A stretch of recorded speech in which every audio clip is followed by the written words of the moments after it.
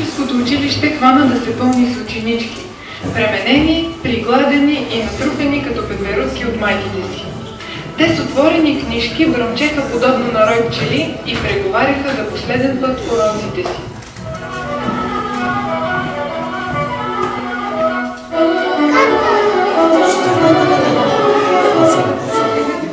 Черкова пусна и народът занавлиза в училището, както е обичаят, да види годишните успехи на учениците.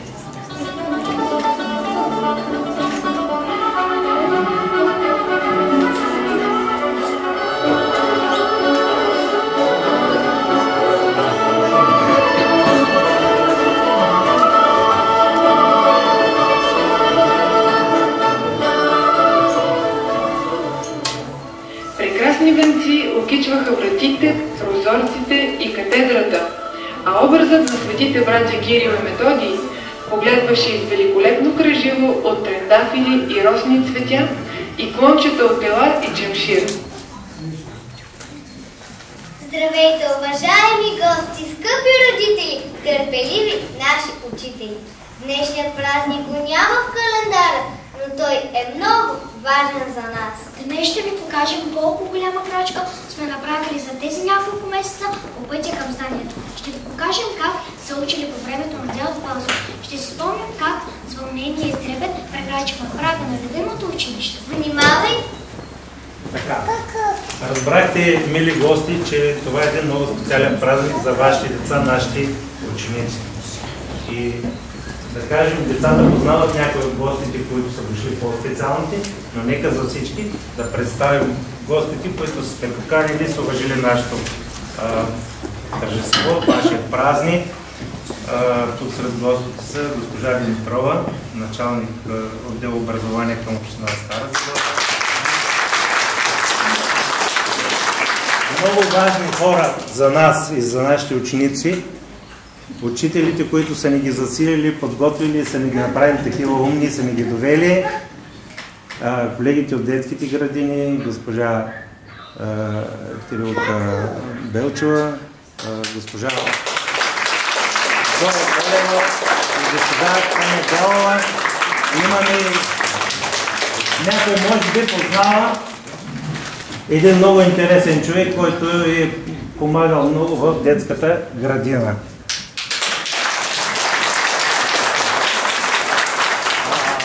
Не съм забрал и другия много важен човек за нас, за вас и за учениците, госпожа Мария Горчева, директорът на нашето училище.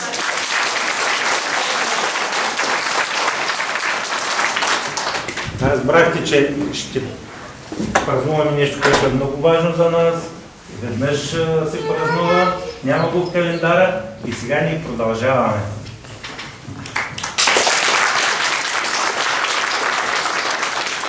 Внимавайте и бъдете готови да ви изпитаме всеки един момент. През освобожденско школа, някъде из нашите географски ширини. Я ми говорете на въпроса, кога и как се появили буквите? Полина. Някога в далечни времена нямало букви, имена, хората общували само с знаци, с мимики, с жестове, с краси. Постепенно ставали по-умни, но не можели да пишат думи. Скитил се веднъж човек в гората. Ябълка му паднал върху главата и човекът вигнал. Драснал знак върху пръста. Чул, че агне бле, бе, нарисувал мъничко дете. После стъпил върху съчка, нарисувал изкривена пръчка и човекът сладо заиграл. Първи буквичките той видял, после други букви се родили. Те светът човешки озарили. И до ден днешен писмеността остава най-голямото изобретение на човечеството.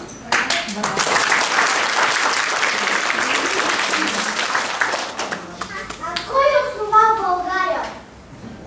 Ахимова. Преди повече от 1340 години от далечни земи дошъл легендарният хан Аспарух. Той водил със себе си много войни, всички на коне, а знамето им било конска опашка на върха на копие. Когато стигнали до нашите земи, заварили до траки и славяни, а хан Аспарух водил прах българите. Видялото крайската земя, дарена с планини, тучни пасища, реки, море, прекрасен климат и казал: тук ще бъде България. Браво! На кой български цар българите станаха езискани, покръстиха се Дария? Българският цар Борис покръстил българите. Браво! Кой ни дари буквите? Нашето алфа, кой го написа? Буквите ни дадоха Кирил и Методий и поред това на 24 май, чрез предания на светите братя Кирил и Методий на българската азбука, просвета и култура.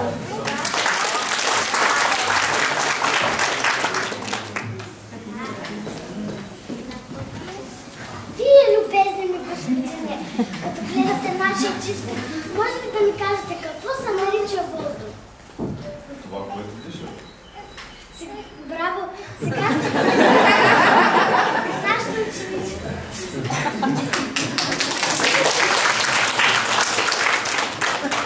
Какво се нарича въздух, Юлия?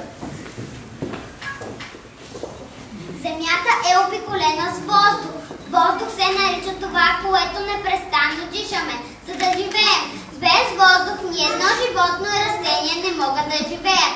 Когато въздухът започне да се хлати, казваме, че пее вятърът. Вятърът бива толкова по-силен, колкото по-силно се движи въздухът.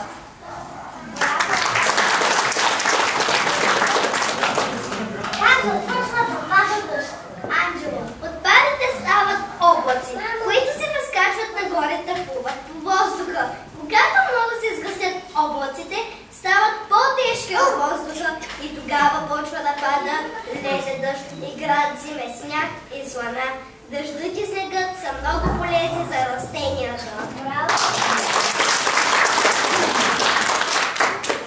Много знам тези ученици. Мисля се, че добре разсъждавам. Нека сега да поздравим нашите гости и учители с една песен.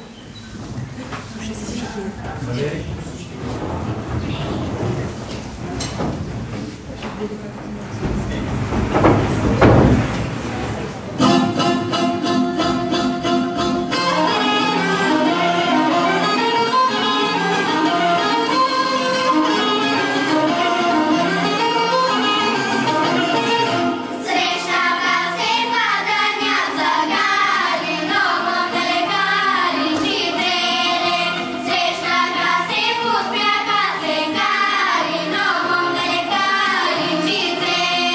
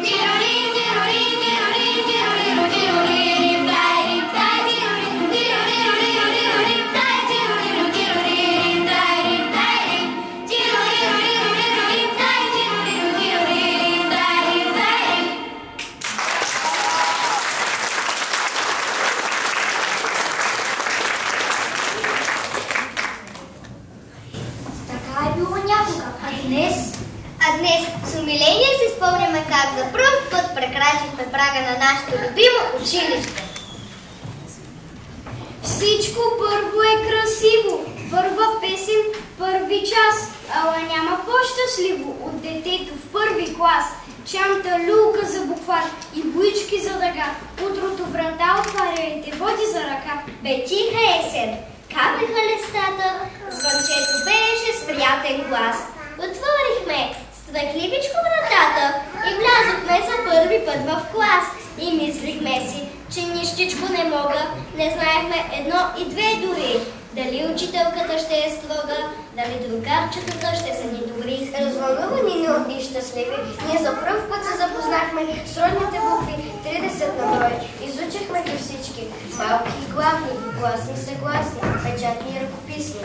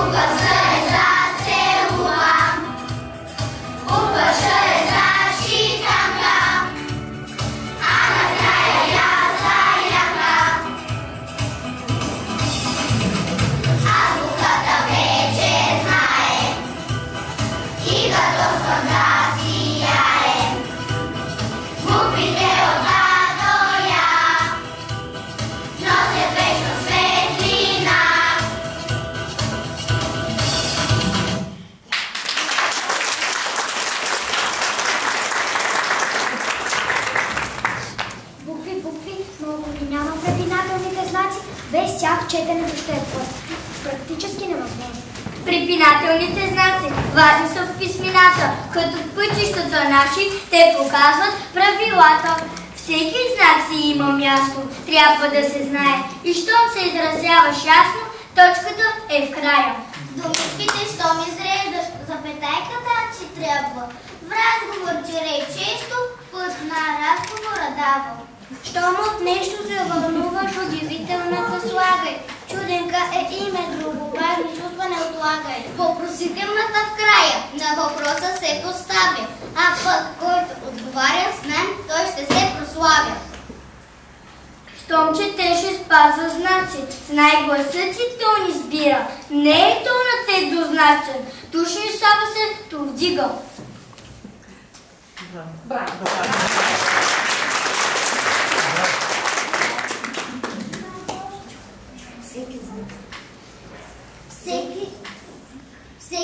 знак си има място. Всеки знак е много важен. Нашата реч да се разбира. В писмената ще покажем колко хубост, мъдрост има.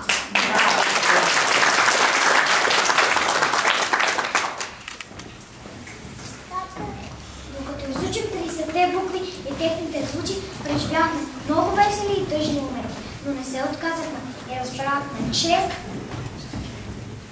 Тази първокласник, то не е шега. Колко много грижи имам аз сега. По часовник ставам, времето следя. Мирно на чина си трябва да стоя. Пиша букви и чета на глас и разказвам ясно и внимавам час. Много грижи имам аз сега. Да си първокласник, то не е сега.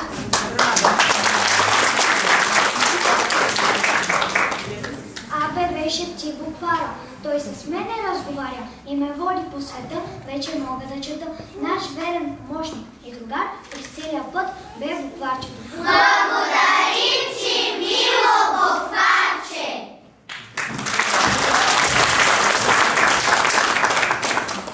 Сича половин година и най-трудното отмина. Вече мога, както батко, да чета спокойно гладко. Направо съм страхотно първокласнице грамотно. Всички букви зная, мога да чета. Те ще ми разказват всичко за света. Сладко ми нашепват, истина една. Вечно да обичам родната страна.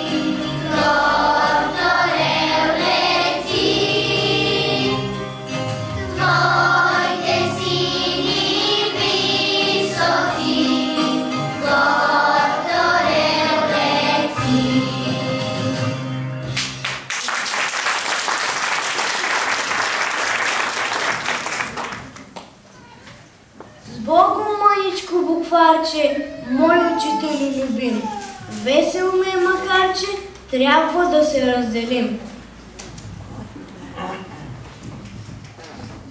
Буквички, буквички родни познати, азбука стройно хорце, сложиха двамата братя в моите малки ръце. Пиша ги в дълги редици, пиша по белия лист, те обичате птици, ято в небесната вис.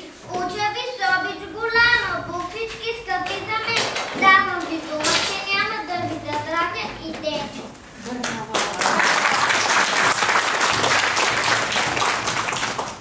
И наистина учим собич голяма. И най-важното, не забравяме това, което сме научили. В повечето случаи. А дали е така, ще покажа колелото на знанието. Да дойде тук Мачин. След него да се приготвя Александър. Подреди думите в изречение.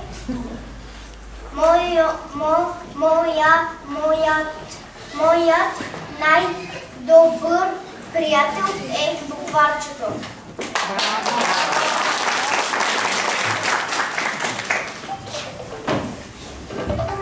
След Александър да се приготви Юлия.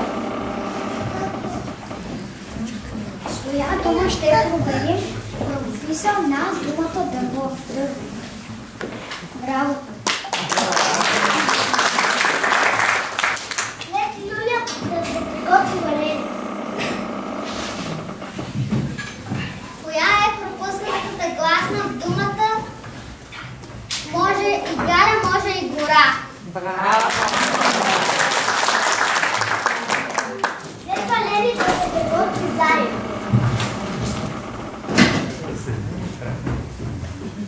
Можем ли да пренесем на нов ред част от думата орел? Не.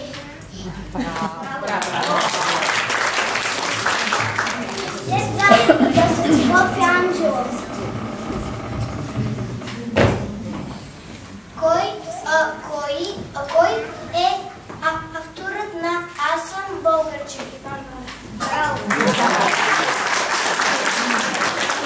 След Анджел да се приготви Дани.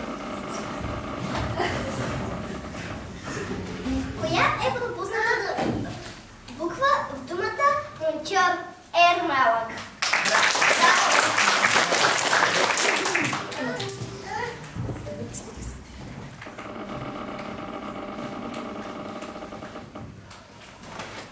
Шарена тояга, през полето бяга. Що е то? Змия?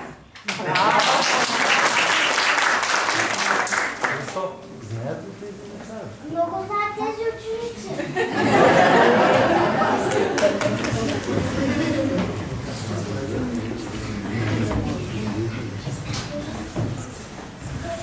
Родна реч, майна сладка, що звучи навред кремена, реч на мама и на татка, реч не мога всеки ден.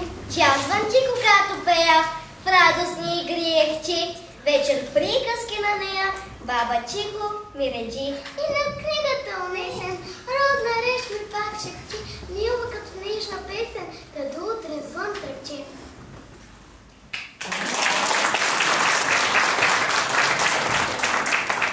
Буквите като дечица тичат, скачат на превара. То се хващат за ръчица, то се крият и затвара. Не играйте днес на жмичка, мои буквишки добри. Ще ви събера самича, ще ви преброя дори. Зная, всичките сте 30. К не крий се, М не крий се. Я елата напред под големия портрет. С вас започват имената на двамини славни братя, Кирил и Методий. С вас искам да напиша аз.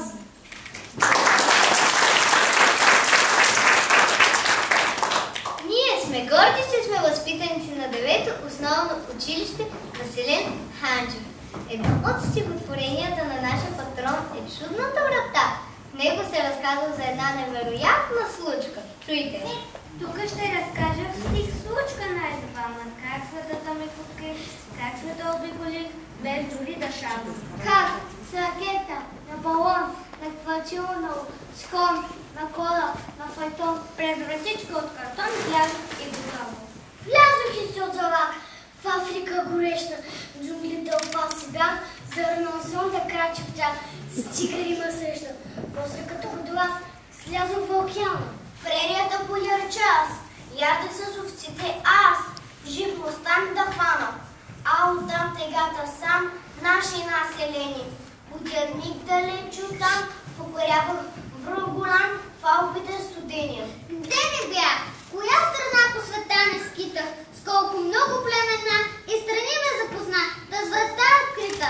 Дори и най-далечните места мога в миг да стигам. Щом си имам към света тази шарена врата, тази чудна книга.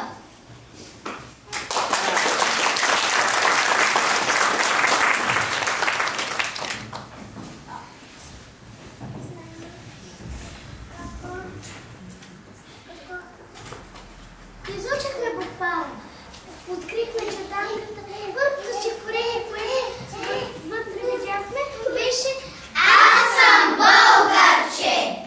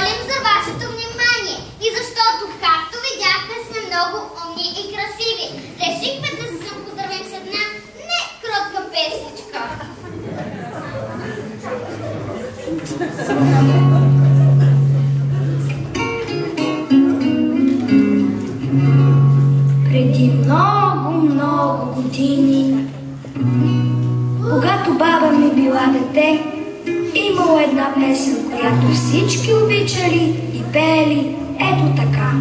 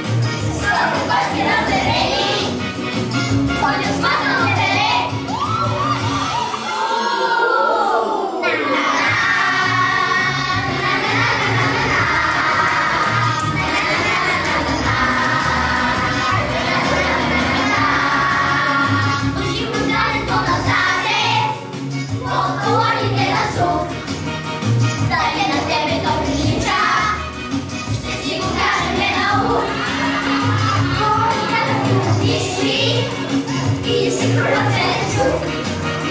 Който не може да мисли, заседанието тук.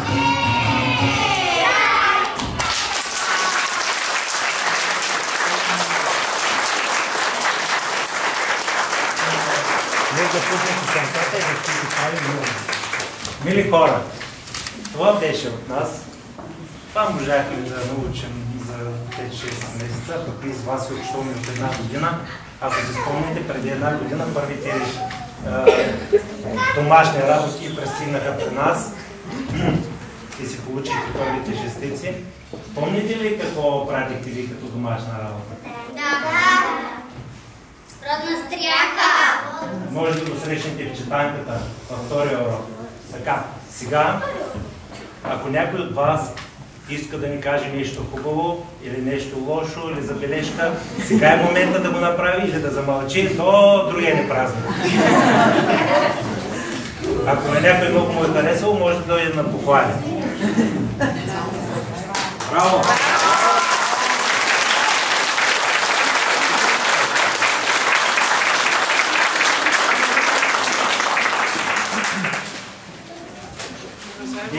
Тихо.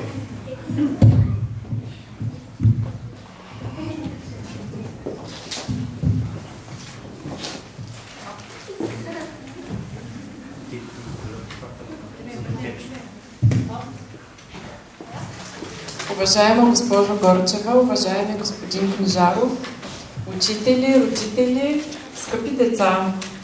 От името на кмета на община Стара Загора искам да ви благодаря за поканата и за това, че имах възможността да споделя този прекрасен празник с вас. Наистина бях очарована от това колко много знаете и колко много сте научили за това време. Този празник наистина е много значим, защото вие имате най-голямото богатство. Това са буквите. Те разкриват невероятни светове. Повярвайте ми, четете и не спирайте да четете. Това ще ви развива много и пожелавам на всички вас да се сбъднат всичките ви мечти и да станете такива, каквито си пожелаете. И аз вярвам, че всички ние ще се гордеем с вас. Благодаря ви още веднъж.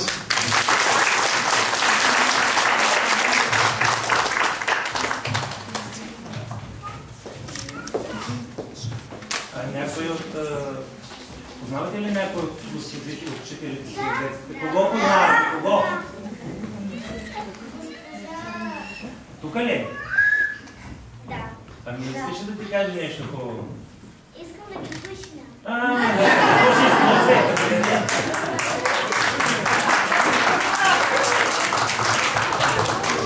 Мили деца, уважаема госпожа Горчева, госпожа Димитрова, благодарим на всички вас за днешния празник. Господин Книжар, благодарим, че поехте нашите деца и днес видяхме колко много знаят. Те вече са грамотни и вече продължават в голямото поле на знанието да четат, да се учат и да се радваме заедно с тях за тяхните успехи. Благодаря, бяхте чудесни, много ви обичаме и ви пожелаваме много здраве, много успехи и все така напред и нагоре.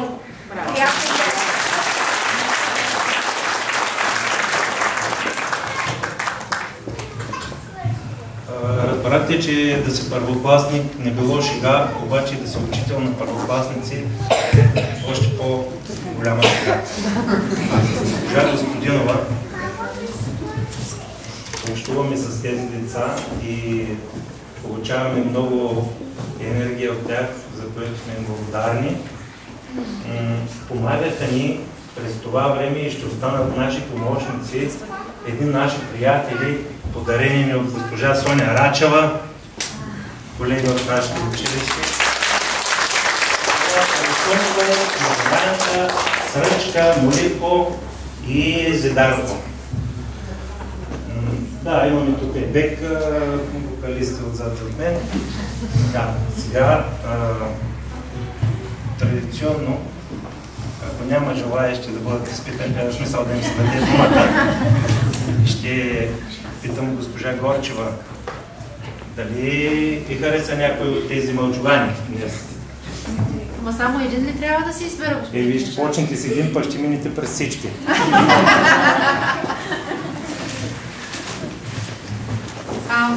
Скъпи деца, искам да ви поздравя, защото днес е вашия най-голям празник.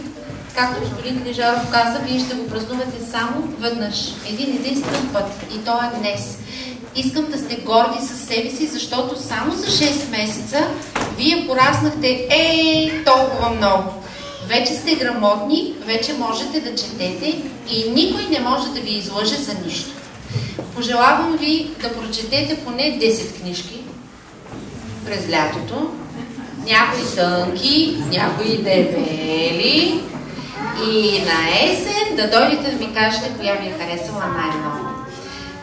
Уважаеми родители, за мен това е 4-то тържество тази година, но всяко едно от тях носи своя почерк и най-вече почерка на колегите, които работят.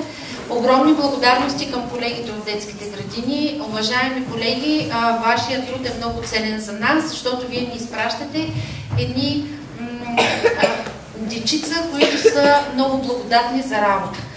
Така че благодарим ви много от сърце. Уважаеми родители, поздравявам ви с най-големия днешен празник, защото съм сигурна, че вълнението във вас е много голямо.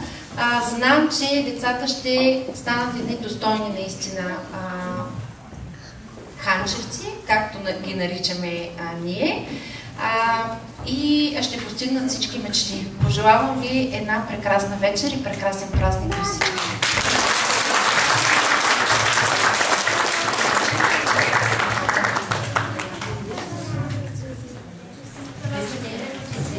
Това е от името на нас, децата и родителите, за вас.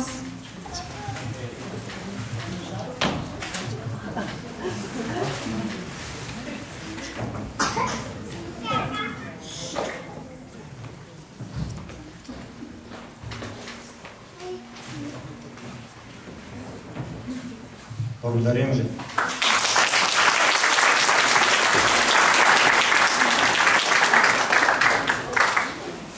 Сега, вероятно няма да желая да вземем микрофона.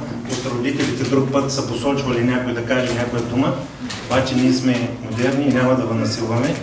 Знаем, че знаете хубавите думи, затова ги приемаме. Сега ние с госпожа Господинова ще си качим на сцената при героите. Ще им връчим на някой от тях удостоверение, че са грамотни, на други книжки. Ще направим снимка, обща снимка, и след това ще ви помолим, ако можете да не изтраите още 4-5 минутки, да дойдете с нас долу, да пуснем 30 балона с 30 буквички написани на тях, за да могат тези букви да отидат при други деца, да ги изучат и те да могат да четат като вас. Вие знаете, че не трябва да четете много в живота. 7-8 книжки само трябва да прочетете и ставате най-умните хора на света. Но, нали знаете, че има едно, дето бърка цялата работа. Но кои са тези 7 книги? За да разберете, трябва да прочетете 1 тон, 1 вагон книги и една малка количка. Така. Ние сега ще си качим и ще им връчим, но има тук други хора, които нашите ученици биха искали да им поднесат цветя. Моля да видим тук какво ще се случи.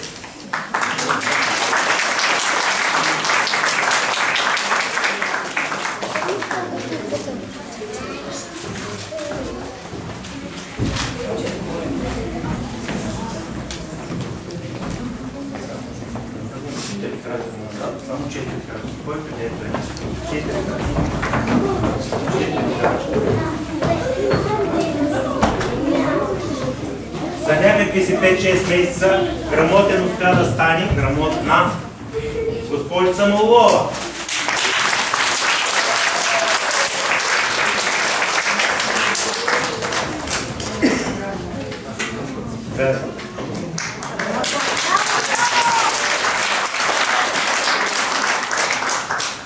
Сега е момента за снимки.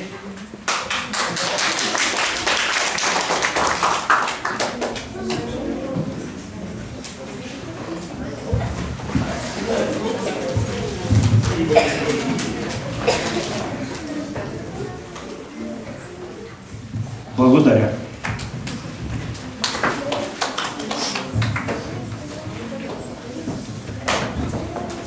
Песента я нарекаха Янка, може някой да я казва така, но да дойде госпожица Хамамова, тя също трябва да се организира.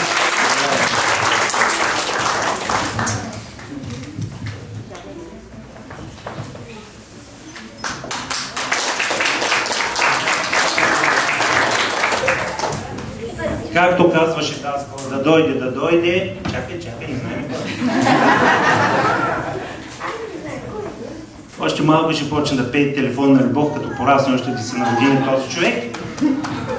Господин Найденов? Васил? Найденов.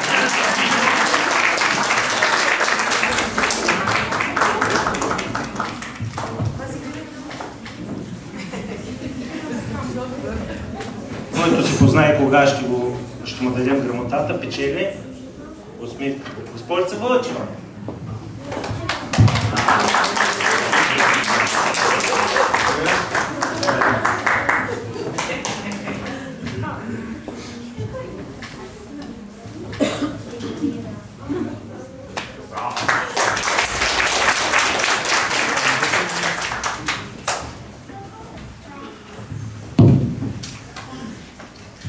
Господин Стоянов, заповядайте.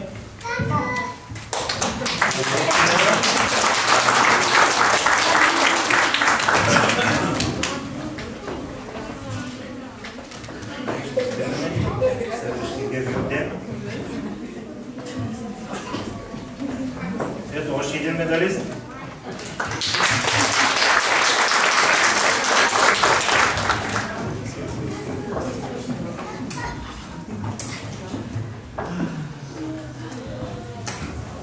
Госпожица Вълканова, заповядайте да ви видят.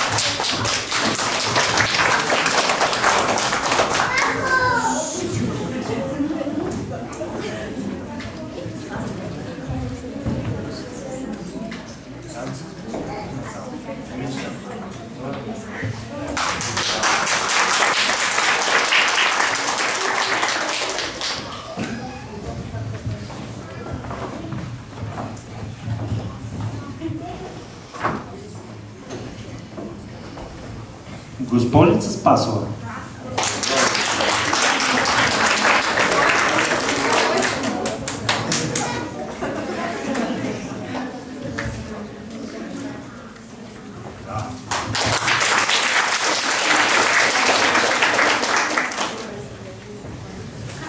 Няма да го мъча господин Стоянов.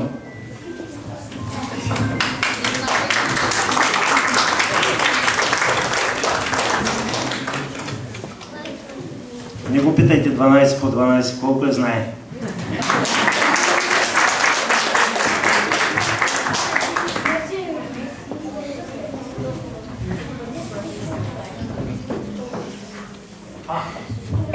Господин Денев.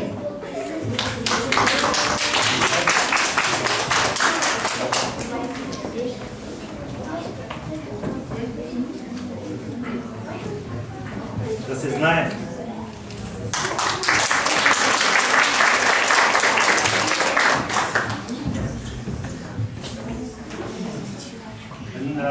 Зали е известен още като Светозар.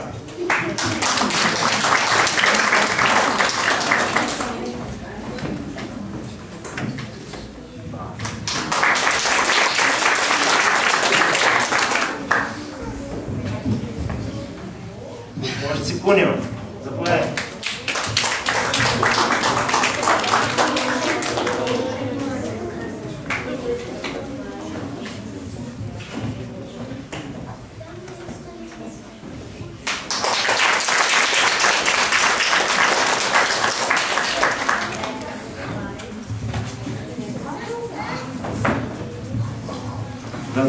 Да дойде там.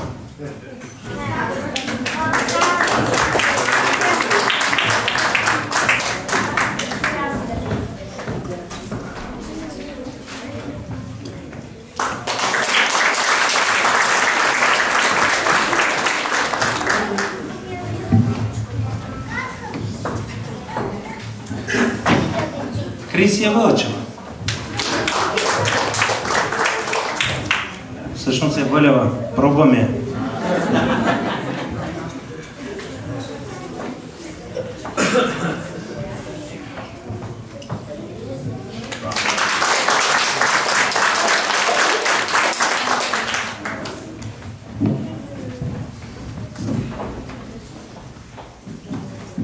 Спасителят, но не връща. Любомир Пашев.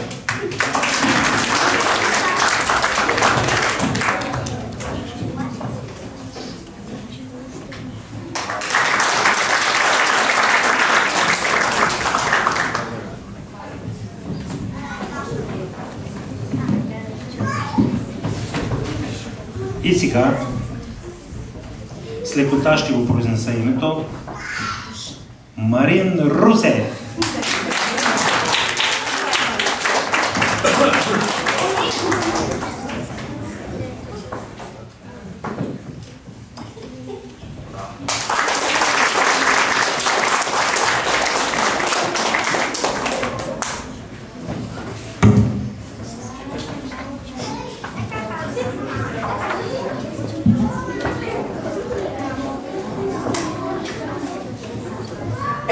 Ако може и да пее, щях да го изпея. Госпожица Василева.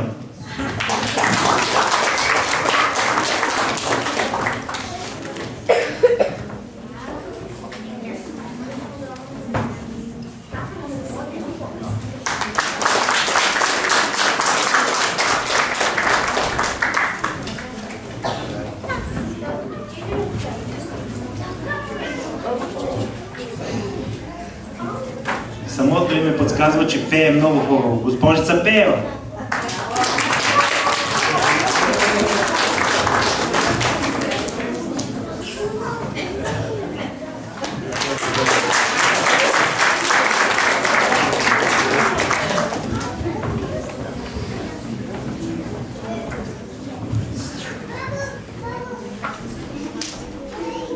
Моля една червена пътечка да направите. Господин Ковачев, заповядайте.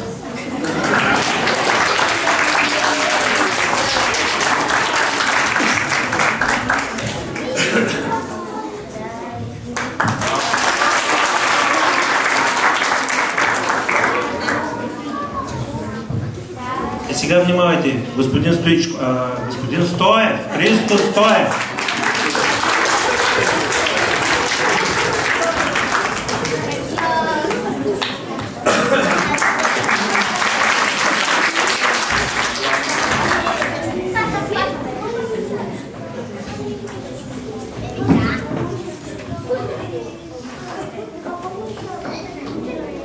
Добре, госпожица Мариновска.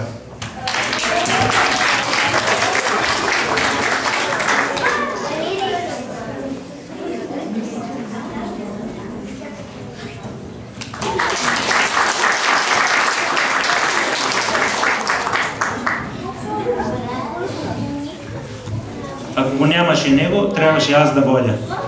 Господин Димитров.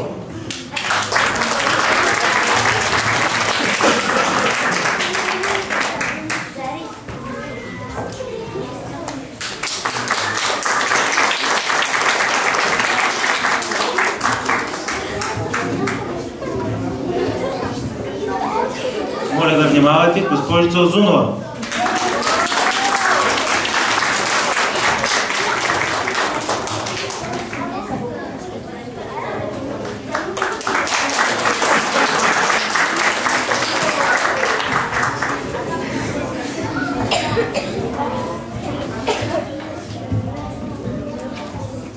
Ахинора Тотева.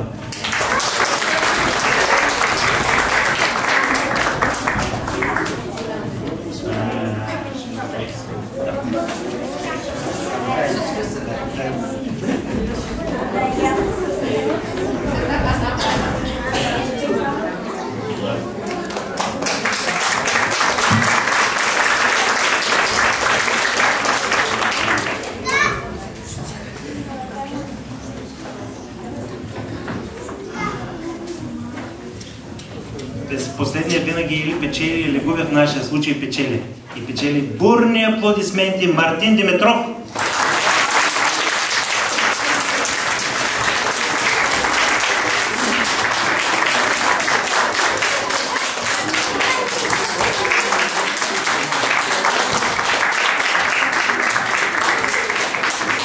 сериозен, обаче може да разсмее винаги.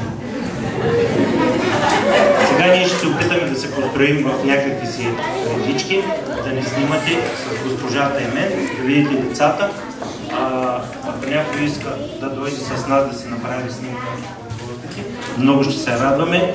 Ако не, правим снимката и ви каним да отидем долу да пуснем 30 балончета с 30 букви. След това ние ще се върнем да се почерпим, пък вас ще ви изпратим.